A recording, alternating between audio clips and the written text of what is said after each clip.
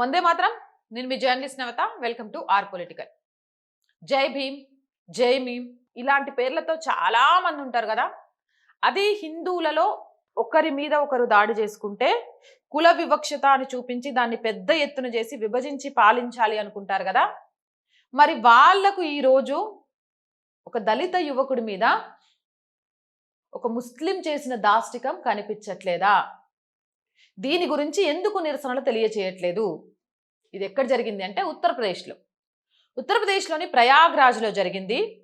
ఓ దళిత వ్యక్తి మీద కాల్పులు కూడా జరిగినాయి. అదృష్టవశాత్తు ఆయన ప్రాణానికి ఏం కాలేదు. ఆగస్టు 14 శుక్రవారం అర్ధరాత్రి ఈ ఘటన జరిగింది. అక్కడ స్థానికంగా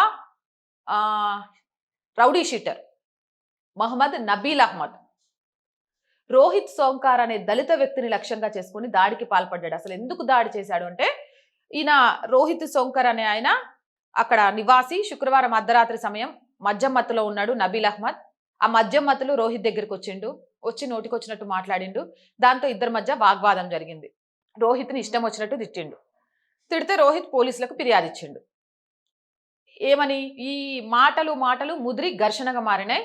ఎమ్మటే నబీల్ తన చుట్టుపక్కల తన సహచరులు అంటే కొంతమందిని పిలిచిండు. వాళ్ళు కూడా రోహిత్ ఒక్కడితో గొడవ పెట్టుకోవడం మొదలు పెట్టిండ్రు. ఆ గొడవలో వీళ్ళకి బలేగొస్తాయి. రాళ్ళు ఇటుకలు తీసుకొని ఆయన మీద దాడి చేసిండ్రు. అంతేకాదు మద్యం మత్తులో ఉన్న నబీల్ నాటు తుపాకీ తీసుకొని 2 రౌండ్లు కాల్పులు కూడా చేసిండ్రు. అదృష్టం ఏంటంటే ఆ బుల్లెట్లు తగలలేదు. ప్రాణాపాయం నుంచి తప్పించుకున్నారు. కానీ ఘోరంగా రాళ్ళు ఇటుకలు తీసుకొని కొట్టిండ్రు అని పోలీస్ కంప్లైంట్ చేసిండ్రు.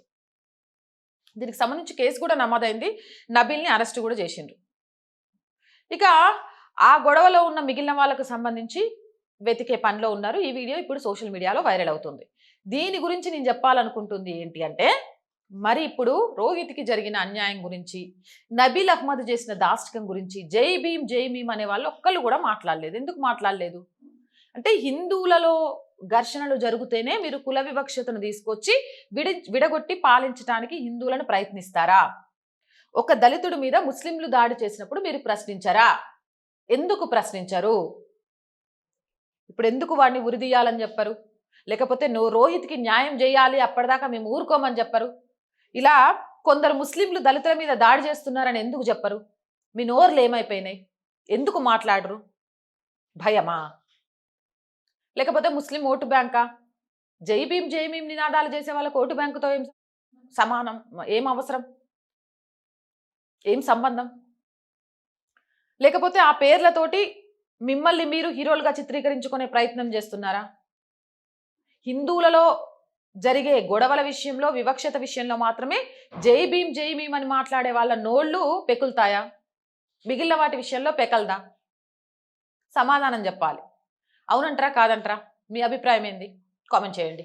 జై Hind, Jai Bharat. And more videos కోసం R group of channels, R voice, R political, R Sanskriti channels ని వెంటనే సబ్స్క్రైబ్ చేయండి. కంటెంట్ బాగుంది అనిపిస్తే లైక్ చేయండి, షేర్ చేయండి. అండ్ ఆర్థికంగా ఆర్ వాయిస్ కి చేయూతనందించండి. మీ ఆర్థిక సహాయం ఆర్ వాయిస్ కి చాలా చాలా చాలా అవసరం. ఆర్థికంగా సపోర్ట్ చేయాలి అంటే సబ్స్క్రిప్షన్ పక్కనే జాయిన్ అనే బటన్ ఉంది. 1 to 5 లెవెల్స్ ఉన్న ఏదో ఒక లెవెల్లో సపోర్ట్ చేయండి. లేదా స్క్రీన్ మీద గూగుల్ పే, ఫోన్ పేతో పాటు అకౌంట్ డీటెయిల్స్ ఉన్నాయి. మీకు తోచిన సహాయాన్ని అందించండి. వ్యాపార ప్రకటనల కోసం 8328 500 576 నెంబర్ని సంప్రదించండి. జై హింద్, జై భారత్.